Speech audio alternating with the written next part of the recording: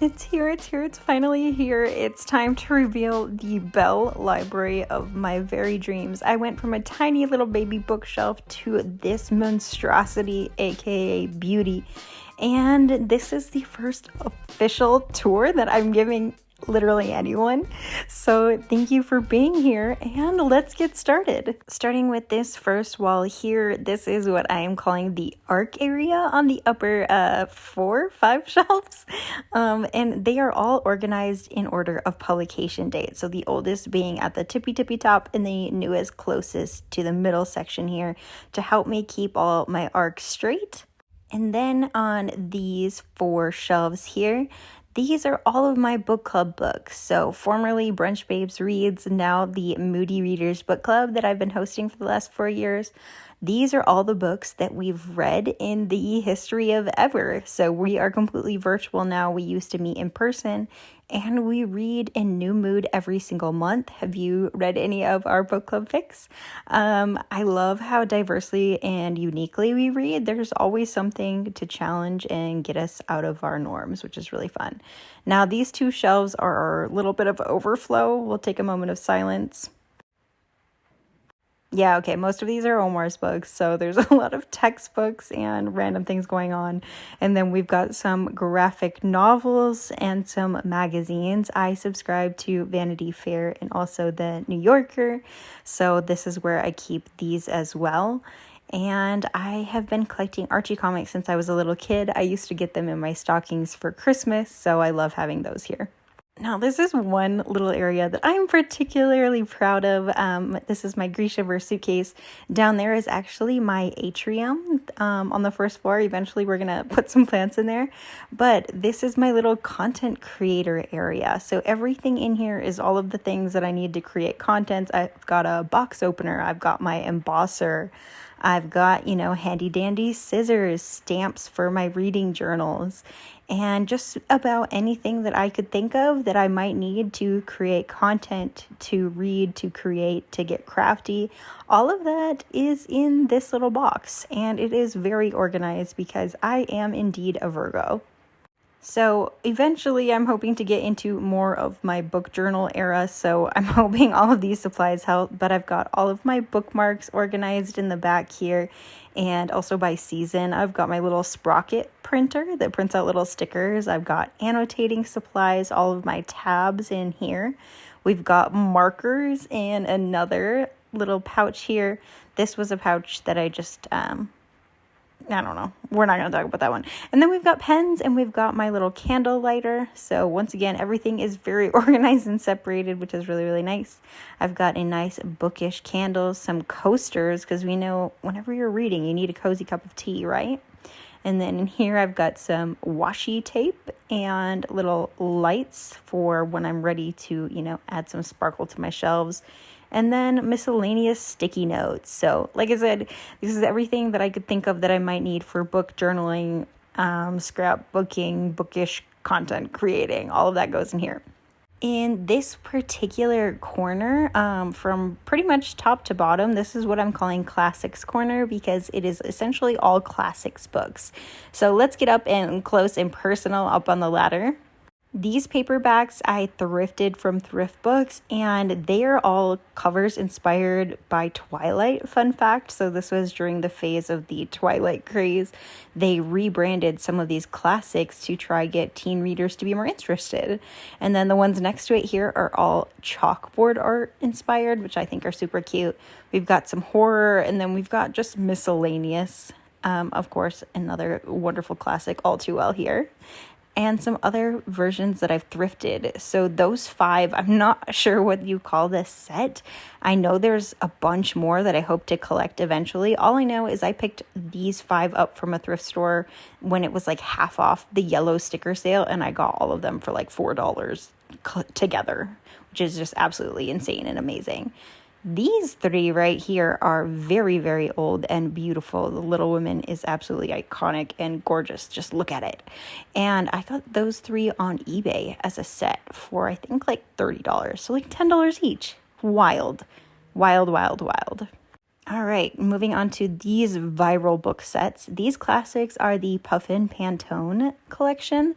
So they are actually the Pantone color swatches, which just looks really cool. And if you read on the back of the book, each of the colors is actually representative of the story inside. So like Anne of Green Gables, for example, is the green book. So I just think that's really cool. I've got a few of these leather-bound, Barnes & Noble editions here. All of those have been gifts. And then these over here are the Paper Mill Classics. So if you're looking for like a fancy-looking classic, but you don't want to break the budget, these are always super affordable online. And then over here, we've got the Sisterhood collection. These are actually books from the UK. So I've had to get crafty with how I find them to purchase them online. You either love them or you hate them. And let me tell you, I love them. There's a couple more, so still slowly completing the collection. Now we move into my favorite area. Both Anne of Green Gables and Little Women are my two favorite stories of all time, and I have been collecting beautiful, beautiful copies of them for years upon years, and I have a special little dedicated area to that now, so I just think it's super cool. These are stories that have stuck with me since childhood, and I just feel like it's so reflective of who I am, and they are always comforting.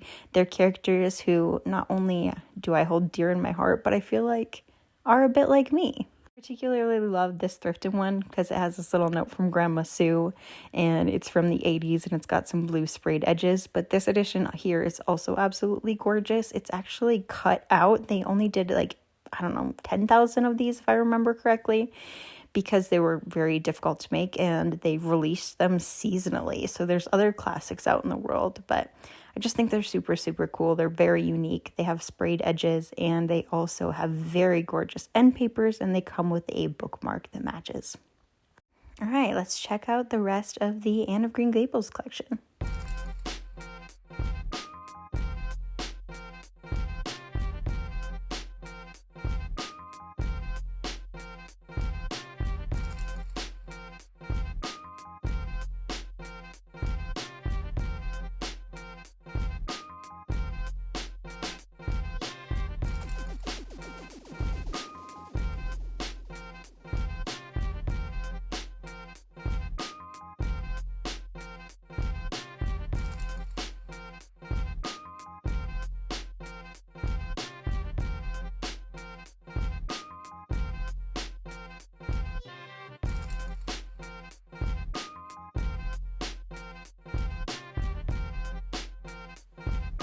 And on this shelf here is where I keep the full series that I have of Anne of Green Gables.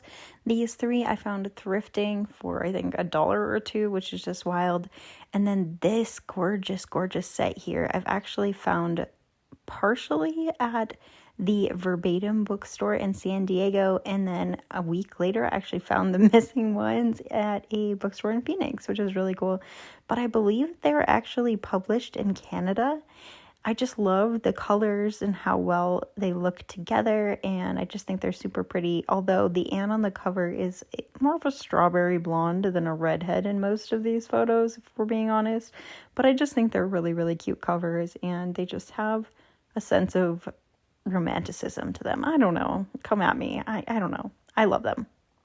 Now over here on the other side, we've got the Juniper dust jackets. They're super pretty. I love how, the spines match up to say the title, and super cute. Moving on, now we're getting to my Little Women collection. We've got some of these beautiful leather-bound classics. These first two are from the same company.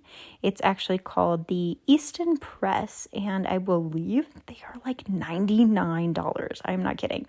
But I found them on eBay for about $20. So I found two different versions, and I figured at that price, I will get both. So I got this brown leather and then also that cream leather. I love how textured and gorgeous the end papers are and how much detail there is in each of these. And thank you, Wayne. I appreciate you selling me your book, or whoever sold Wayne's book. But regardless, a lot of people collect those editions to only have those in their libraries, kind of like old-timey. Anyhow, let's continue to look at some of my favorite editions of Little Women, and let me know which one you think is the prettiest down below in the comments. I would love to know.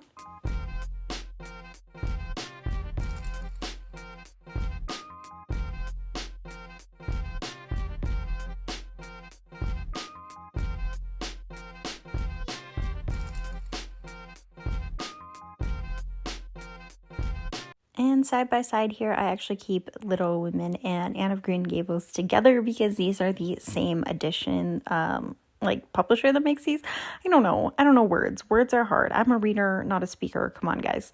But these are hand painted covers. The textures are absolutely stunning. They have gold foiled edges. They have the ribbon bookmark inside and beautiful little quotes on the back as well. So just absolutely stunning. Very expensive. They were like $30, maybe $35. I don't know.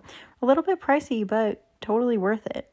Over here, we've got some of my Anne of Green Gables retellings, and then also in other languages. I got that one in France, and I've gotten these 3 in Mexico and Spain. So I've got those in Spanish, which is super cool just to start slowly collecting them in other languages as well. And moving right along on this little tour here, we are getting towards the end of my collector pieces, if you will. These are the shelves specifically for Little Women. This is one of my favorite and oldest editions.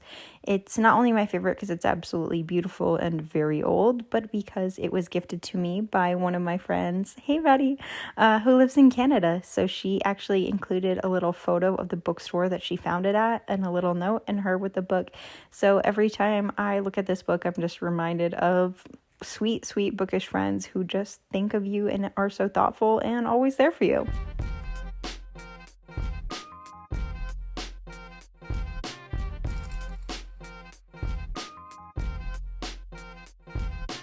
Moving right along, there is a boatload of Little Women retellings, and I am trying to get my hands on all of them. So I've got quite the collection there.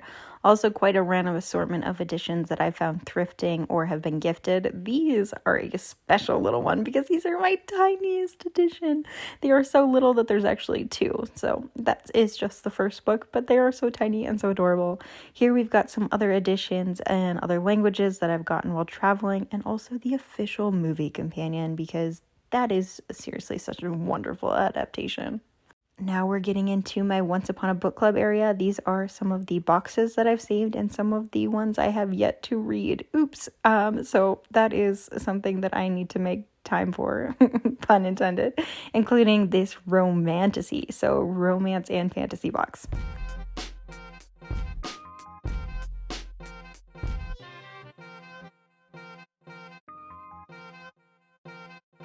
Now this middle section is the one you will see behind me the most because it's behind my chair. So when I'm live streaming, you're going to see these all the time. These are my standalones or books that I don't have other books in the series or, that type of thing. It's not in a series, etc. So these are all alphabetized by author last name.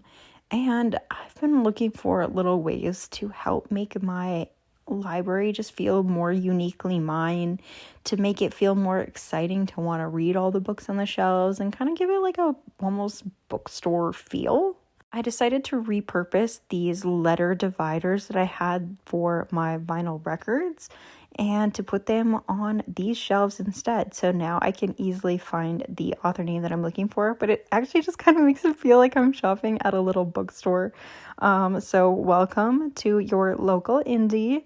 None of these books are for sale. They're all highly prized, but you're welcome to hang out and read as long as you would like. But there's only one chair, so seating is in high demand. If you recognize any of these titles on these shelves, please let me know down below any of your favorites.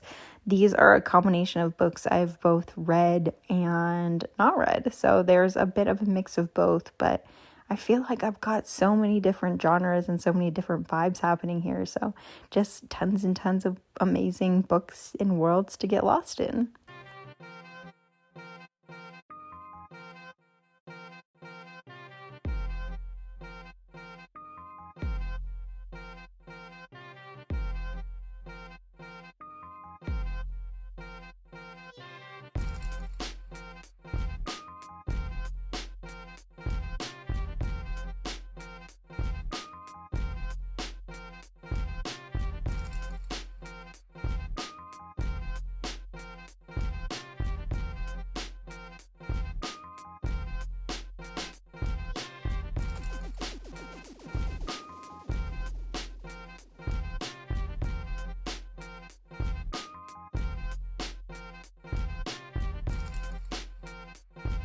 Whew, 2/3 of the tour is officially complete. We've only got one wall left to go, so let's head on over there. Starting with this wall, this is mostly my series by genre, and that is my little disappointment area. So my shelves are custom built, and I had that section specifically built for all of these gorgeous sprayed edges, aka spreads you're seeing up here. But then after I had put them there was a little mishap. I noticed it was starting to bow down in the middle there. So that shelf cannot actually hold all the weight of these books. So for now, they are not there, and they'll be moved over later when I get something to support them better. But in the meantime, I've got these fun little labels you might have been seeing. They label my genres here. So we've got spicy. This actually has to go for the shelf below. It just doesn't fit because it's double. But we've got spicy and we've got romance up here, starting with YA romance on this top shelf, moving into a small little Disney section and a small little book of the month section, and then we move all into my romance. I read primarily romance. I do read a bit of everything, but romance is probably my most beloved genre, so there is quite a romance section here, and it is always and ever growing, so I think that this section will continue to just take over. These are the beautiful editions of the Bridgerton series by Once Upon a Book Club. They were a limited edition that they did, and I just feel like they deserve all of the love on the shelves to take up the most absolute room that they can. So maybe if my bookshelves get more filled up, I will kind of, put them normally on the shelves, but for right now, they're gonna have their freaking moment. All right, moving on. This area is entirely dedicated to vampires, starting with my first love, which is Twilight. I'm a paperback girly at heart, so I had to get these white paperbacks, and then we've got these gorgeous dust jackets from the creator Katie Video.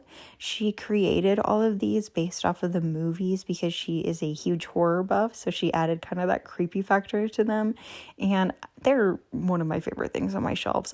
I just can't believe that they exist and that I own them, because this is just straight absolute magic. I can't.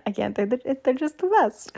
They are absolutely magnificent. I have actually ordered the Hunger Games ones as well, so that will be coming soon. Moving on to the other area of my vampire section here, we've got Vampire Academy, we've got Crave, and we've got Vampire Diaries. None of those which I've read. Now we're moving into the witchy section, so properly labeled spells. The All Souls trilogy is some of my all-time favorite books. I've done 3 readathons of these, I think, by now.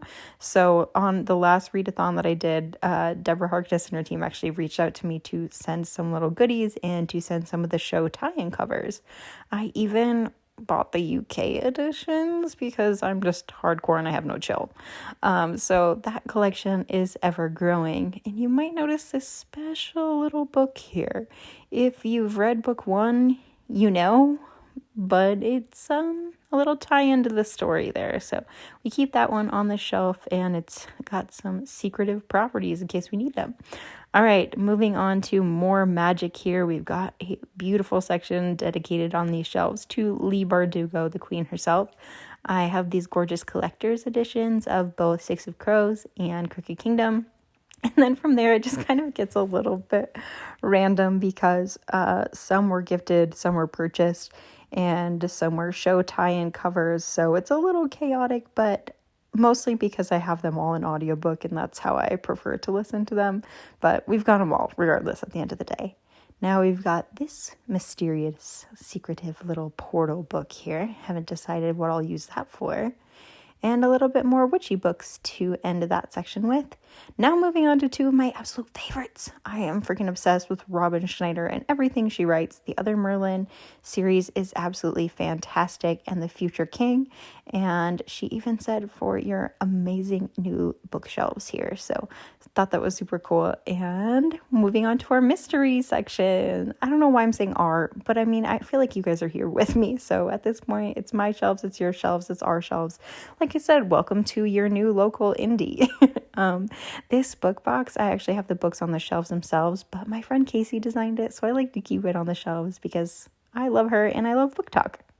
Now we've got some more fantasy here, just moving on. These are also alphabetical by author.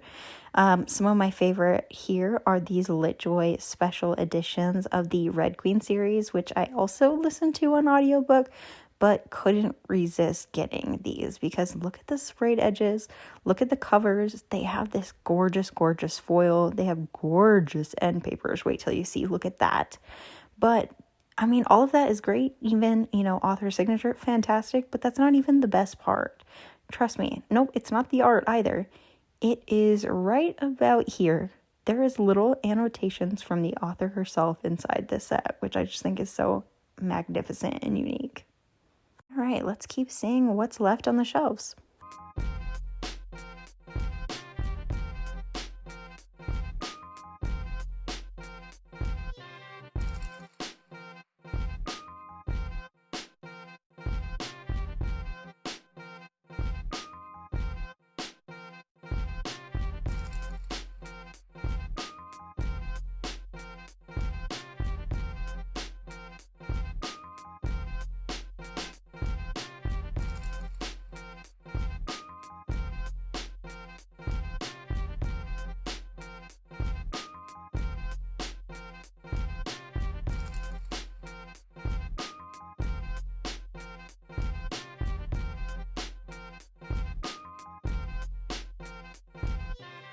Whew, and we are almost to the end of our section here, our fantasy section, and almost to the very end of our tour.